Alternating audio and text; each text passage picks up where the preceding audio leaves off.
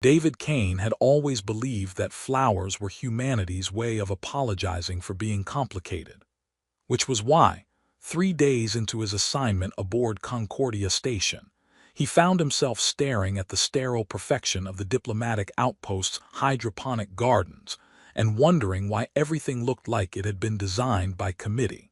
The atmospheric mixture is optimized for 47 different respiratory systems, explained Dr. Alina Vasquez, the station's chief cultural liaison, as she gave him the standard orientation tour. Unfortunately, that means Earth-native flora doesn't thrive here. Too much methane, not enough of the specific nitrogen compounds your plants prefer. David nodded absently, watching a group of Velthari children play near the artificial waterfall, while their parents worked with human volunteers to process refugee documentation. The kids looked almost human except for their pointed ears, and the way they seemed to communicate as much through subtle electromagnetic fields as through spoken language. "Shame about the flowers," he said. "A little color might make this place feel less like a really expensive waiting room." "Color serves no tactical purpose," replied his other guide, Commander Sarah Cross, whose idea of small talk involved ballistic trajectories and supply chain logistics. "Concordia Station exists to facilitate negotiations, not provide aesthetic pleasure." "Right, because nothing says peaceful coexistence like institutional beige and fluorescent lighting." Dr. Vasquez smiled. "You'll find that different species have very different ideas about what constitutes a welcoming environment. The Velthari, for instance, prefer spaces that feel alive, growing things, natural sounds, organic curves rather than straight lines." David looked around the corridors of Concordia Station, all sharp angles and efficient functionality. "And yet we built them a space station that looks like a military installation had offspring with an accounting firm." "Compromise," Commander Cross said tersely. "Everyone gets something they can tolerate, nobody gets exactly what they want." "The story of diplomatic relations in general," David muttered. His official job was managing translation protocols for the ongoing peace negotiations between the human colonial authority and the Velthari Confederacy, making sure that when someone said strategic withdrawal, the universal translators didn't render it as cowardly retreat or tactical dance party. 3 years of interstellar war had left both sides exhausted, bitter, and desperate for peace. But finding common ground between species required constant linguistic precision. The work was routine enough, but what kept drawing David's attention was the Refugee Coordination Center, where thousands of displaced families waited for safe passage to neutral worlds. The center hummed with constant activity, processing applications, coordinating transport schedules, managing temporary housing in overcrowded facilities that had been designed for half their current population. And at the center of it all was General Saren Ashkari. David had noticed her on his first day, tall and graceful, with silver hair that caught the station's artificial light and skin that seemed to have a subtle luminescence. Her ears rose to elegant points, the only feature that immediately marked her as Velthari, though her bearing suggested military training, and her tired eyes spoke of someone carrying too much responsibility. She worked 18-hour shifts coordinating evacuation schedules, personally reviewing asylum applications, and somehow finding time to comfort frightened children while their parents navigated bureaucratic mazes. David had watched her mediate disputes between humans and Velthari with patience that bordered on superhuman, all while managing logistics that would challenge professional relief organizations. "She's remarkable," David said during his second week, watching Saren help an elderly Velthari couple understand the relocation paperwork. "General Ashkari is the primary reason we still have a ceasefire," Dr. Vasquez replied. "Her surrender at the Battle of Kepler Station ended the active fighting, and her cooperation with our refugee programs has kept extremists on both sides from sabotaging the peace process." "Surrender?" Tactical withdrawal to preserve civilian populations, Commander Cross corrected. She could have fought to the last ship, but chose to sacrifice military honor to save lives. Not everyone on either side has forgiven her for that choice. David watched Saren patiently explain transport schedules to a family with 3 young children, her voice gentle despite obvious exhaustion. Seems like the right choice to me. Easy for you to say. You're not the one who has to live with being labeled a traitor by half your own people. That evening, David sat in his quarters considering the cultural briefings he'd been studying. Velthari society valued honor, courage, and sacrifice, but they also had complex social rituals around gratitude and recognition that humans barely understood. He'd been reading about their customs, trying to better understand the people whose lives hung in the balance of every translation error or diplomatic miscommunication. One thing kept bothering him. Saren worked in a sterile, utilitarian space, surrounded by the constant stress of human and Velthari officials, who treated her as either a valuable asset or a necessary evil. Nobody seemed to acknowledge that she was doing remarkable work under impossible conditions. The next morning, David made a decision that would change everything. He activated his personal replicator, a luxury item that most station personnel didn't rate, but communications officers needed access to Earth-standard equipment for secure diplomatic channels. Instead of his usual coffee and nutrition bars, he programmed it for something more ambitious. Computer, synthesize 1 Lilium candidum, standard Earth variety, approximately 15 centimeters height, including root system and appropriate soil mixture. Warning: synthesized biological materials may not be compatible with station atmosphere. Recommend sealed container for transport. Noted, proceed with synthesis. 20 minutes later, David had a perfect white lily in a small preservation container. The flower looked almost impossibly pure against the station's industrial backdrop, petals like silk, subtle fragrance that reminded him of morning gardens on Earth.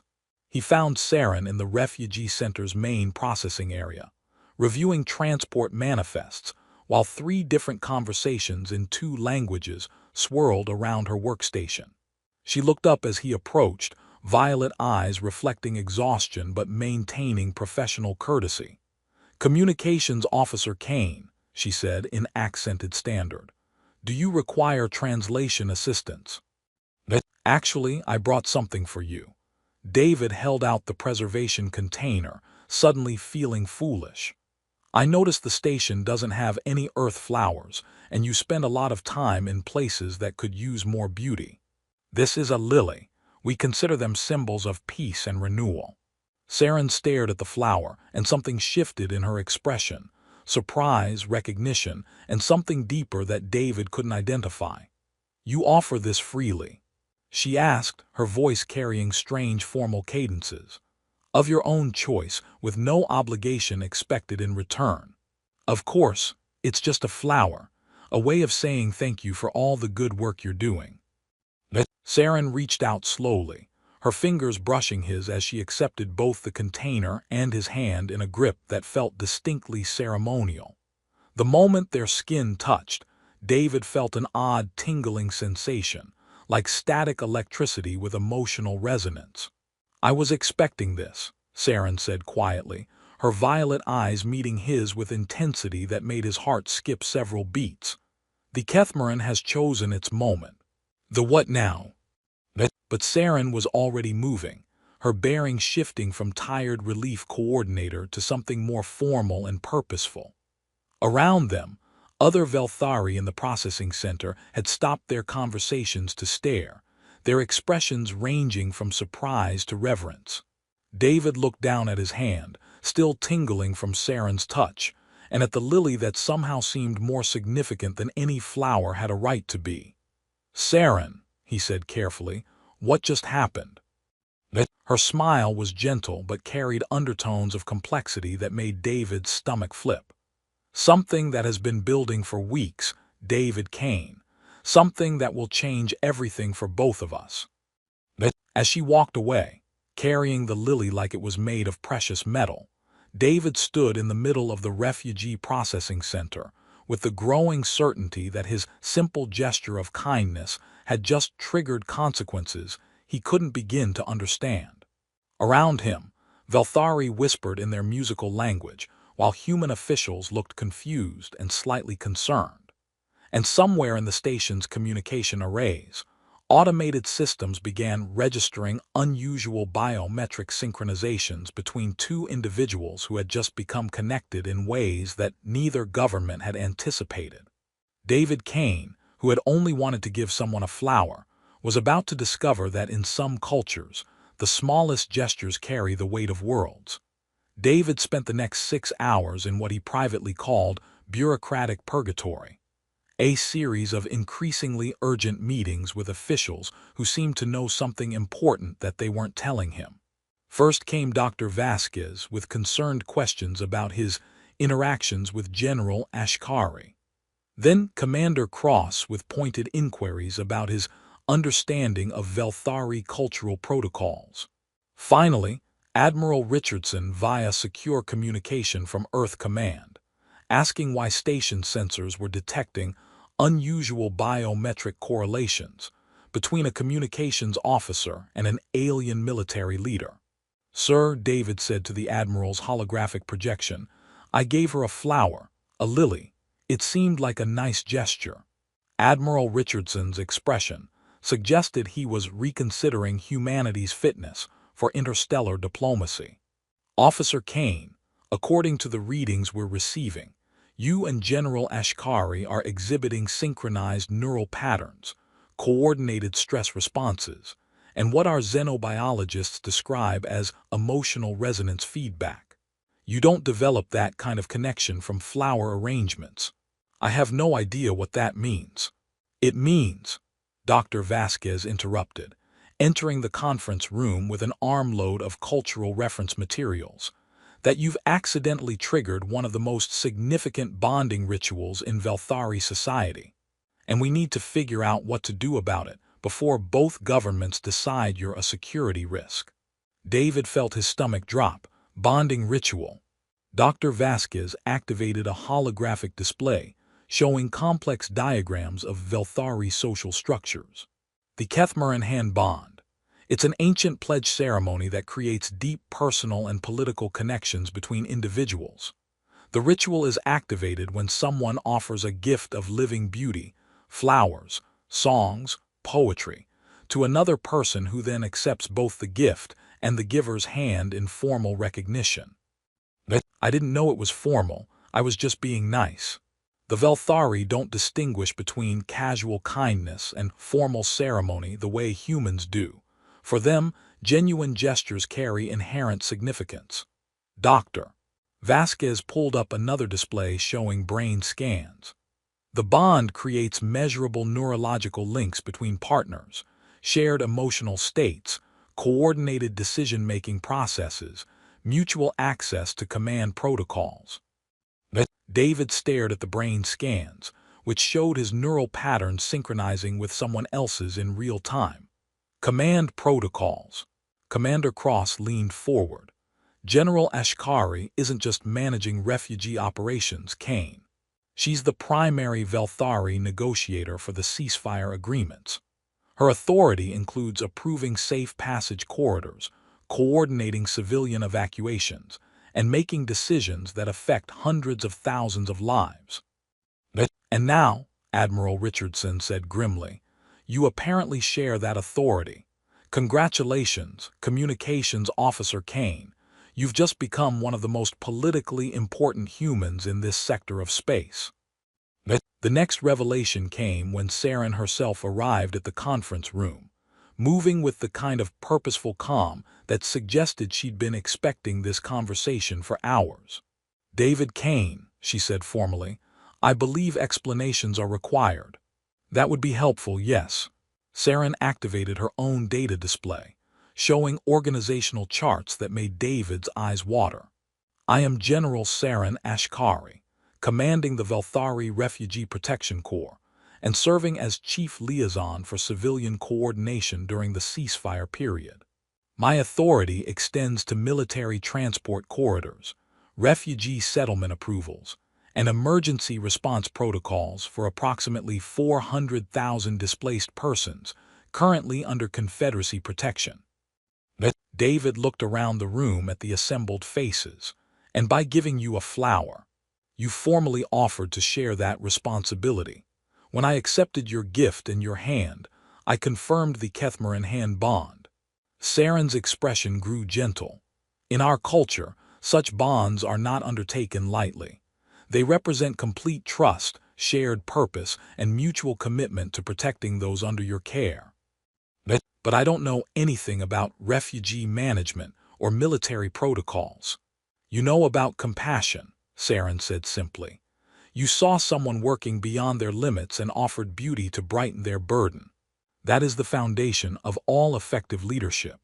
Admiral Richardson's voice cut through the explanation. This is a diplomatic nightmare. We have a communications officer with no command training suddenly sharing authority with an alien military leader. The political ramifications are significant, Saren agreed, but not insurmountable. The Kethmaran is recognized under Galactic Arbitration Code as a legitimate form of joint authority. David's decisions carry the same legal weight as mine in all matters related to civilian protection and humanitarian coordination. Dr. Vasquez consulted her cultural references. There's precedent for this, Admiral. 3 other recorded cases of interspecies hand bonds, all recognized by their respective governments after initial adjustment periods. How long are these adjustment periods? David asked weakly. The shortest was 18 months, Dr. Vasquez replied. The longest is still ongoing after 7 years. Commander Cross pulled up security reports. We've got bigger problems than adjustment periods. Intelligence indicates that Meridian Logistics has been monitoring station communications, specifically looking for opportunities to exploit the ceasefire negotiations. If they learn about the hand bond, they'll either try to manipulate it or sabotage it. Meridian Logistics. David had heard the name in passing, one of the largest shipping and supply companies in human space. They hold contracts for refugee camp supplies, temporary housing, and transport coordination, Saren explained, her voice carrying dangerous undertones. The longer the crisis continues, the more profitable their operations become. You're saying they have financial incentives to prevent resettlement. We're saying, Commander Cross replied, that corporate interests don't always align with humanitarian goals, and your new authority threatens some very lucrative contracts. The meeting was interrupted by an urgent communication from the station's intelligence division. Lieutenant Martinez appeared on the holographic display, her expression grim. Admiral, we've intercepted communications indicating that extremist factions from both species are mobilizing responses to the hand bond. Human separatists are calling it contamination of command authority, while Velthari traditionalists are demanding proof of worthiness from the human partner. Proof of worthiness. David felt like he was drowning in complications that multiplied faster than he could understand them. Traditional trials, Saren said quietly. Combat, strategic planning, cultural knowledge. Designed to test whether an outsider can truly understand Velthari responsibilities. And if I fail these tests, the bond is considered invalid, my authority is questioned, and the ceasefire negotiations collapse when extremists on both sides use the failure to justify renewed hostilities. David looked around the room at military officers, diplomats, and cultural experts, who were all waiting for him to make decisions he felt utterly unprepared for. Through the conference room's viewport, he could see the refugee processing center, where families waited for news about transport to safety, their lives hanging in the balance of political calculations they had no power to influence. How long do we have? He asked. The ceasefire renewal requires formal approval within 48 hours, Admiral Richardson said. If the hand bond is going to affect negotiations, we need to know how before then. Saren moved closer to David, and he felt that strange tingling sensation again, like their nervous systems were trying to synchronize. There is one option that satisfies both legal requirements and cultural expectations. Which is, we formalize the bond through public ceremony, demonstrating our commitment to shared responsibility and joint decision-making. This would satisfy traditionalist demands for proper procedure, while giving us combined authority to bypass corporate obstacles to refugee resettlement. David felt the weight of hundreds of thousands of lives settling on his shoulders. And if we don't, then the hand bond dissolves. I lose the political standing needed to maintain refugee protections, and Meridian Logistics gets what they want: continued crisis that justifies extended contracts. Around them, the conference room fell silent except for the hum of life support systems and the distant sound of children playing in the refugee quarters. David thought about the white lily he'd replicated that morning, the simple gesture that had somehow triggered consequences spanning star systems. "Saren," he said quietly, "what do you want to do?" Her violet eyes met his with steady determination. "I want to save as many lives as possible. Everything else is secondary." David nodded, feeling something click into place in his mind. Not just acceptance of responsibility, but recognition of purpose he'd never known he was seeking. "Then let's figure out how to do this right." As alarms began sounding in the distance, and reports came in of corporate ships moving toward the station, David Kane realized he was about to learn whether a simple act of kindness could become the foundation for something powerful enough to stand against forces that profited from human suffering. The flower had been just the beginning. The realization that his biometrics were being monitored came when David noticed the subtle delays in his access codes, micropauses that suggested someone was piggybacking on his authorization protocols. 3 days after the hand bond activation, he found himself in the awkward position of being simultaneously under protective surveillance by station security and covert observation by intelligence operatives who apparently thought he might be compromised. "The neural synchronization is measurable but not controllable," Dr. Vasquez explained as she reviewed the latest scans in her xenobiology lab. "You and General Ashkari are developing what we can only describe as emotional radar. You're subconsciously aware of each other's stress levels, decision-making processes, and threat assessments." David studied the readouts, which looked like 2 separate EKG patterns slowly merging into harmony. "Is that normal for Velthari bonds?" "We don't have enough data to define normal. You're only the 4th recorded interspecies hand bond in galactic history." Dr. Vasquez highlighted specific neural patterns. "What's unusual is the speed of integration. Most bonds take months to develop this level of synchronization. You and Saren achieved it in 72 hours. "Lucky us," David muttered, then paused as an odd sensation washed over him. Anxiety that wasn't his own, mixed with determination and something like protective anger. "She's upset about something." "Who's upset?" "Saren, something's wrong." David was already moving toward the door before consciously deciding to leave. "I need to find her." He located Saren in conference room 7, facing down a holographic projection of 3 human officials, whose expressions ranged from skeptical to hostile. David felt her emotional state like a physical weight, controlled fury beneath diplomatic composure. Questioned the wisdom of allowing an alien commander to influence human personnel decisions, one of the officials was saying. "The hand bond represents a compromise of judgment that cannot be tolerated in sensitive negotiations." "Gentlemen," Saren replied with dangerous calm, "David Kane's authority is legitimate under both Velthari law and Galactic arbitration code. Your concerns about alien influence are noted and dismissed." David stepped into the conference room. "What's the problem?" "Director Hamilton of Colonial Authority Intelligence." Saren said without turning around, believes that our bond represents a security breach that requires immediate dissolution. Director Hamilton's holographic image focused on David with the intensity of someone performing a hostile interrogation. Officer Kane, are you aware that your neural patterns have been synchronized with an alien military commander for the past 72 hours? Can you guarantee that your decisions are your own? Can you guarantee that yours are?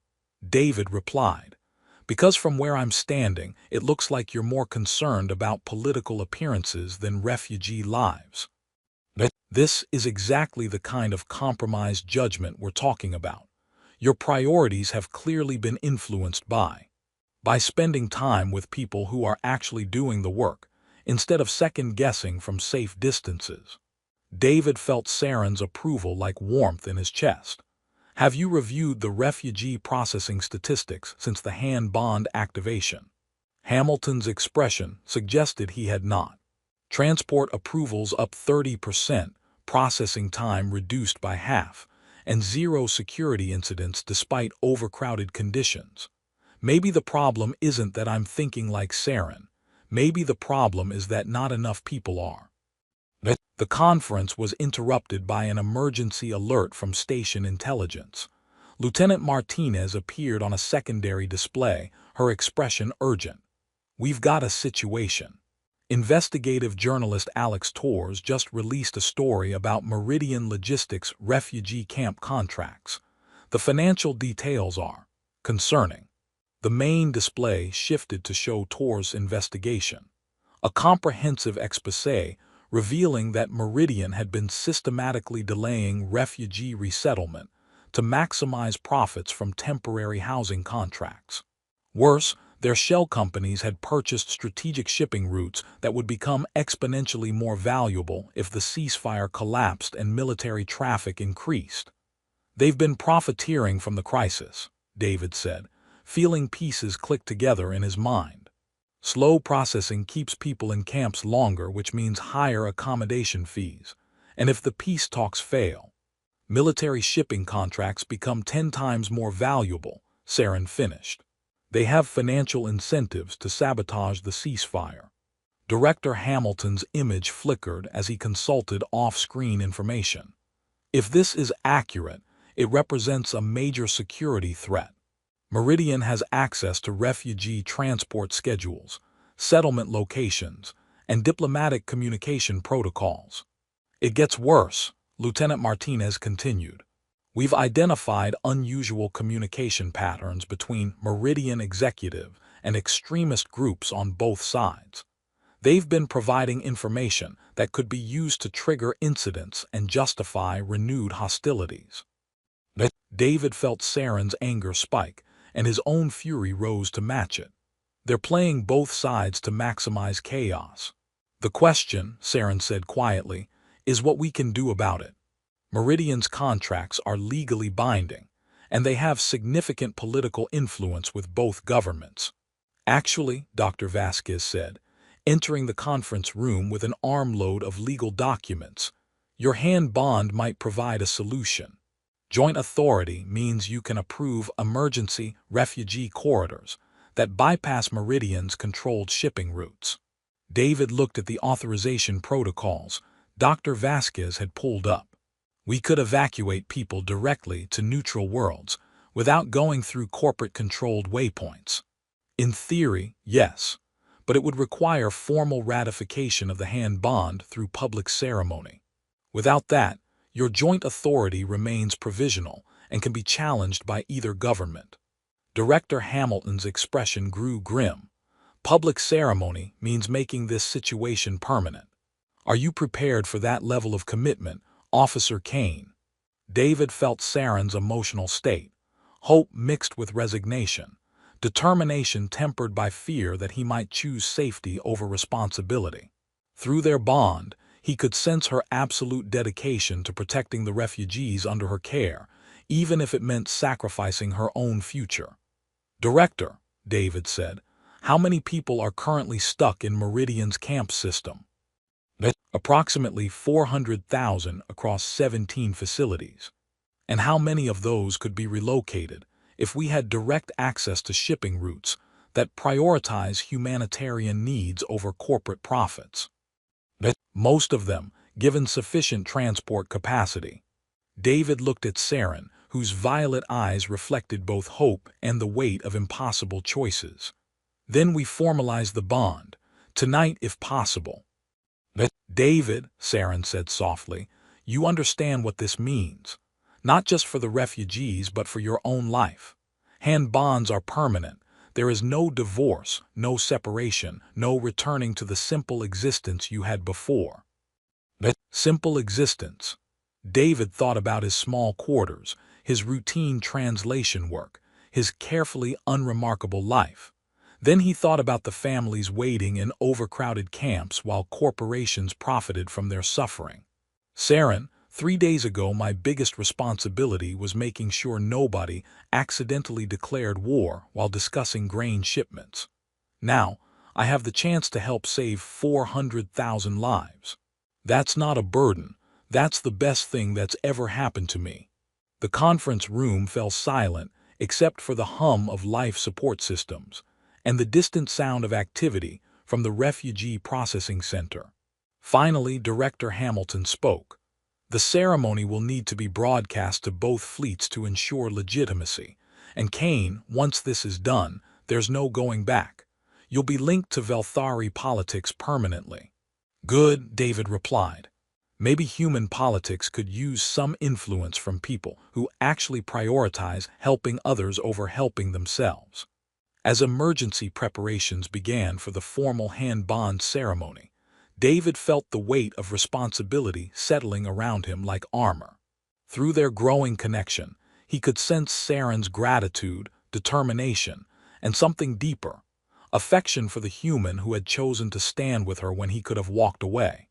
Outside the conference room windows, refugee families continued their patient wait for safe passage to new homes, unaware that their future now depended on whether one man's simple gesture of kindness could become the foundation for something powerful enough to stand against forces that profited from their suffering.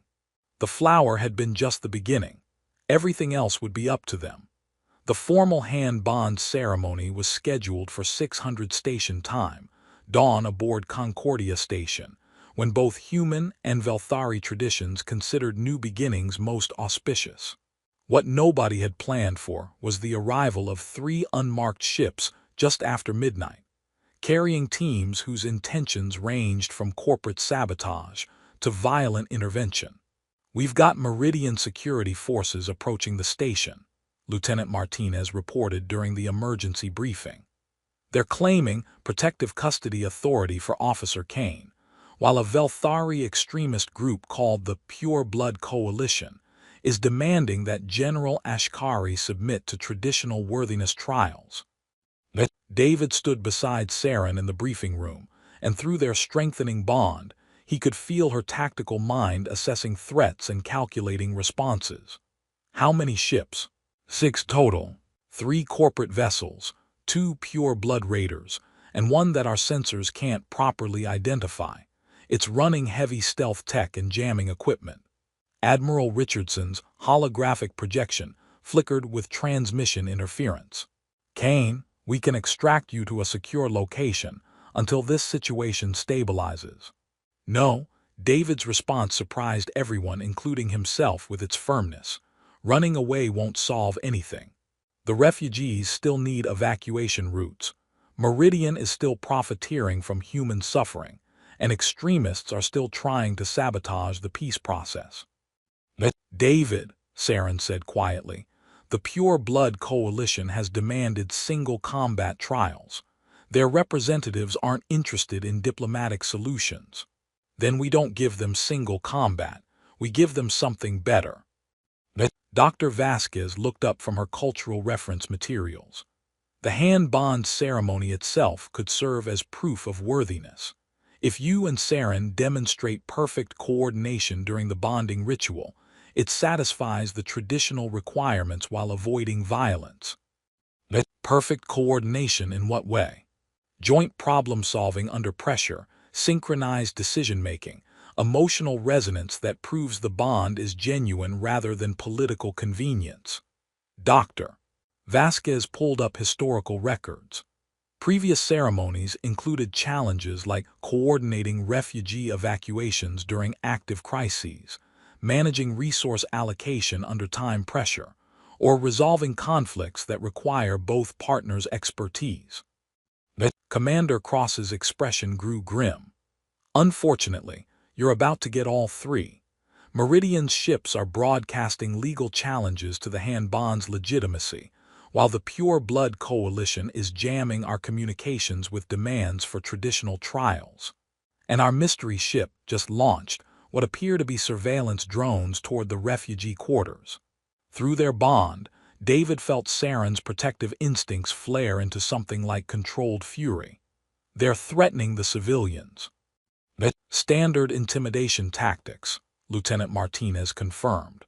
But effective. If anything happens to the refugees during the ceremony, both governments will blame the Hanbon for creating instability.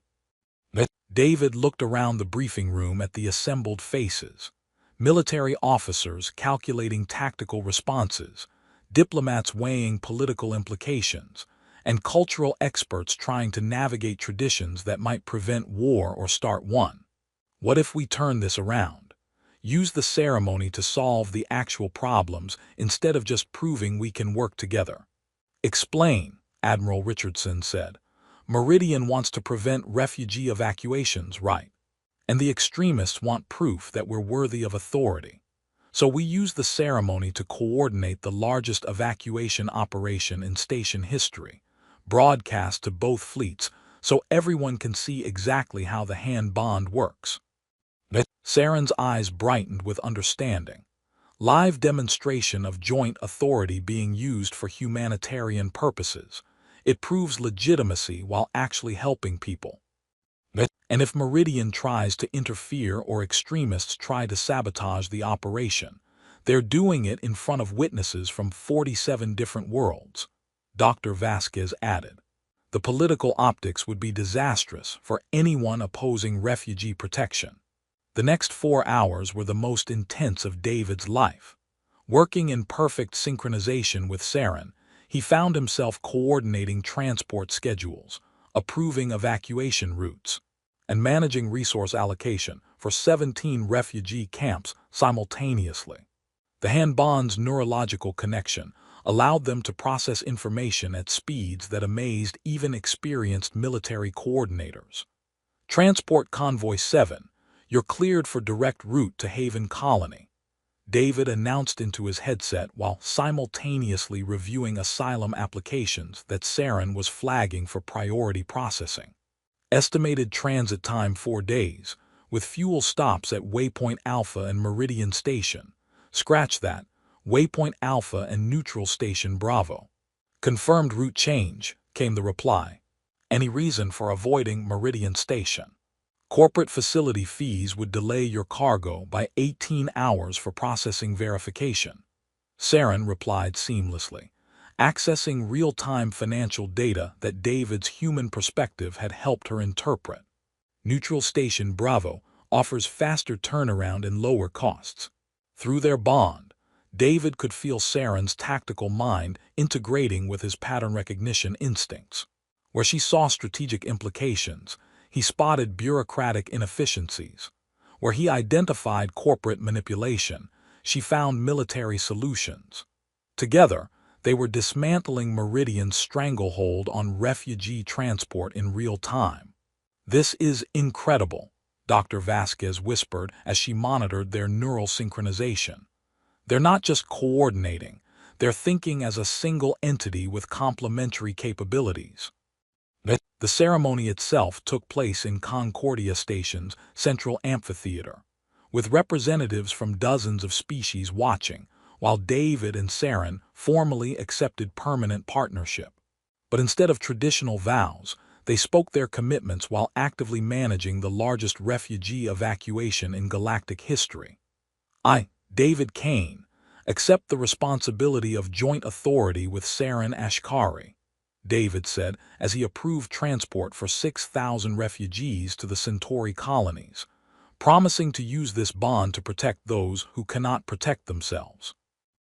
I, Saren Ashkari, confirm the hand bond with David Kane, Saren replied while coordinating security escorts for medical transport ships, pledging to honor the trust of those whose lives depend on our shared judgment.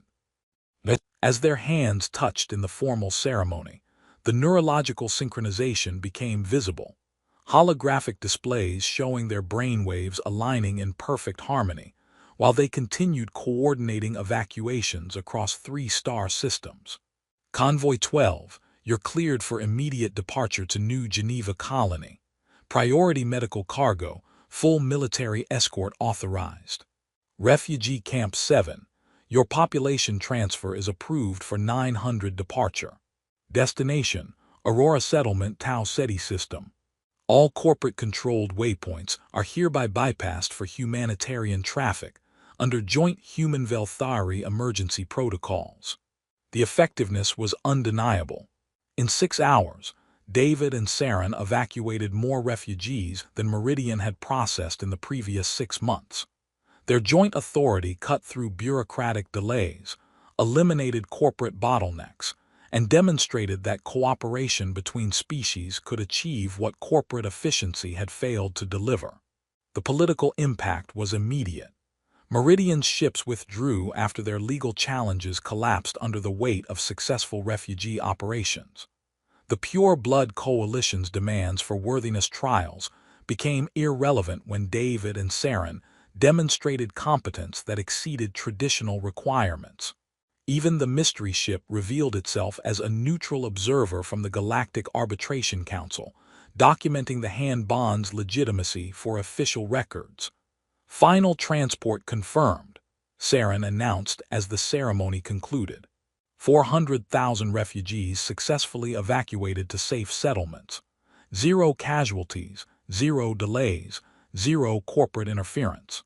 The amphitheater erupted in applause from representatives who had just witnessed the most efficient humanitarian operation in recorded history. But David barely heard the celebration. Through their bond, he could feel Saren's profound relief, gratitude, and something deeper that made his heart race. "We did it," he said quietly. "We did it together," she replied, her violet eyes bright with tears of joy. 6 months later, David stood in the observation deck of the new Concordia, a purpose-built diplomatic vessel designed with input from both human and Velthari engineers. Through the viewports, he could see their latest project, a former refugee camp that had been transformed into a thriving colony, where humans and Velthari worked together to build something better than either species could create alone. "Husband," Saren said, joining him at the viewport. The title still made David smile, not because of its formality, but because of the warmth she brought to it. "The Earth Council approved our proposal for expanded joint authority protocols," David reported. "And the Velthari Parliament voted to fund 3 more mixed-species colonies. Plus," Saren added, "Meridian Logistics has been dissolved. Their executives are facing trial for war profiteering, and their former contracts have been transferred to non-profit organizations." "Best of all," David said, pulling up reports on his data pad, "refugee processing times have dropped to an average of 3 days, and we've got 6 other human Velthari teams trained in joint coordination protocols." Saren moved closer, and David felt their bond pulse with shared contentment. "Do you ever regret it? The choice to accept a responsibility you never asked for?" David looked at his wife, brilliant, compassionate, impossibly patient woman who had somehow made him into the person he'd never dared imagine he could become. "You know what the strangest part is?" "What?" "I came to Concordia Station thinking my job was to translate words between species. Instead, I learned to translate feelings, hopes, and dreams across impossible distances." He took her hand, feeling the familiar tingle of their connection. "And I discovered that the most important translation was learning to convert a simple gesture of kindness into something powerful enough to save hundreds of thousands of lives." Saren's laughter filled the observation deck like music. From a single flower. From a single flower, David agreed. Though I have to admit, if I'd known that giving you a lily would make me responsible for interstellar refugee policy, I might have started with something smaller. Maybe a nice card. Too late now, Saren said with a smile that still made his heart skip beats. You're stuck with me and all the complications that come with joint authority over humanitarian operations. David looked out at the thriving colony below, where children who had once been refugees now played in gardens tended by families from two different worlds. I can think of worse fates.